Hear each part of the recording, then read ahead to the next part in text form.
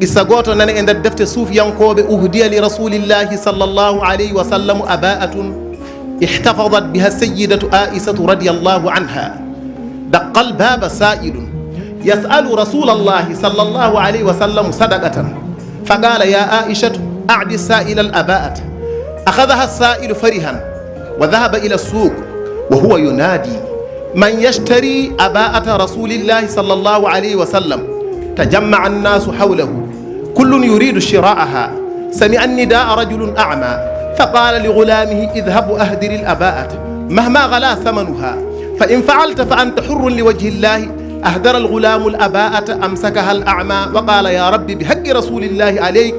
وببركة أباءته الطاهرة بين يدي أعد إلي بصري فما لبث أن آد بصره خرج إلى رسول الله فرحا وهو يقول يا رسول الله آد بصري وإليك الأباءة هدية مني وقص عليه ما حدث ضحك رسول الله حتى بانت نواجذه ثم قال انظري يا عائشة إلى تلك العباءة فقد أغنت فقيرا وشفت مريدا وأعتقت عبدا ثم عادت إلينا هكوي وي النبي صلى الله عليه وسلم ميدي أدنى دو ودري وي نينا عائشة ندا مفتنم دي دو ودري تنها مسكين الله هنجي دمانغال كون كون كون كون كون كون كون النبي صلى الله عليه وسلم يمبني o wi ko miskine Allah ngari mi ko yalade annabi sallallahu alaihi wasallam wi nena Aisha ittu wudere tottumami joni nde tottana kam miskine Allah o miskine Allah hebi wudere sallallahu alaihi wasallam tan diri fay jeere wi malam tan wone yeynude man yastari aba'ata rasulillahi sallallahu alaihi wasallam holmo ena sooda wudere nelaado Allah sallallahu alaihi wasallam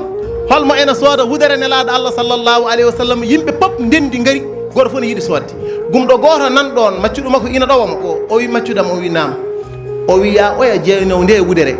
coodana kam wudere nde mahama gala samanu ha so kala ko wawi jarde soodanam sa arti mi rimɗinma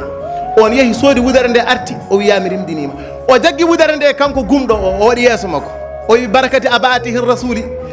saabu barke wudere nelaɗo Allah sallllahu alayhi wa sallam a id ilayya basari Allah artirguitam ɗon ɗon o wumti Allah artirguitam o wumti nden o wumti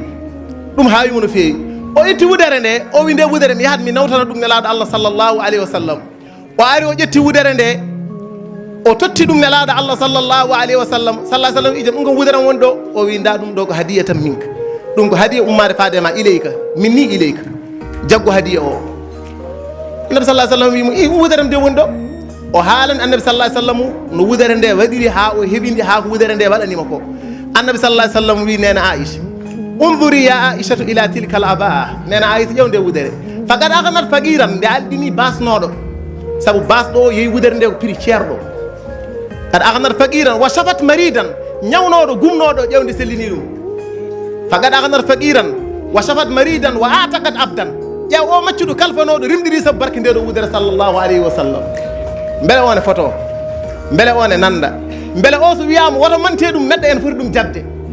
ƴew haala qur'ana neɗɗo famde qur'ana weeɓani ƴew qur'ana Allah wi an nelaɗo Allah sallallahu alaihi wasallam an ɓuuri windere nde an ɓuuri nulaɓe Allah ɓe an ɓuuri annabaɓe Allah ɓe kono mbiɗa haalanma ko annabaɓe Allah ne ɓe mbaddano beele an nulaɗo Allah ɓernde ma ina ɓeydo dejje beele an nulaɗo Allah ɓernde ma ene ɓeydo heɓidade wa kullan naqussu alayka min anba'i rusuli ma nuthabbitu bihi fu'adak wa ja'aka fi hadhihi alhaqu wa maw'izatun wa dhikra lil mu'minin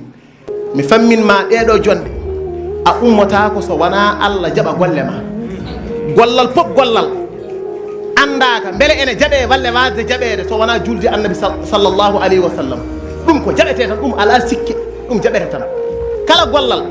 aɗa hakkude dengi dengi beele ene jaɓe walle jaɓetake so wona julde annabi ƴew yimoɓe ɓe ko jimata ko ko holɗum ɓen goni koye mantude nelaɗo Allah sallllahu alayhi wa sallam ƴew jaɓoɓe ko jaɓata ko ɓen goni koye julde nelaɗo Allah sallllahu alayhi wa sallam ari billahi goto wi adini salata ala nabiyi muhammadi fa qabuluha hatman bi gayri taraddudi amaluna bayna alqabuli wa raddiha illa salatu ala nabiyi muhammadi adini salata ala nabiyi muhammadi fa qabuluha jaɓede ɗum hatman bi gayri taraddudi dengi dengi ala amaluna bayna alqabuli wa raddiha golle men ko hakkude jaɓede e wasa jaɓede so wona taw ko salatu ala nabiyi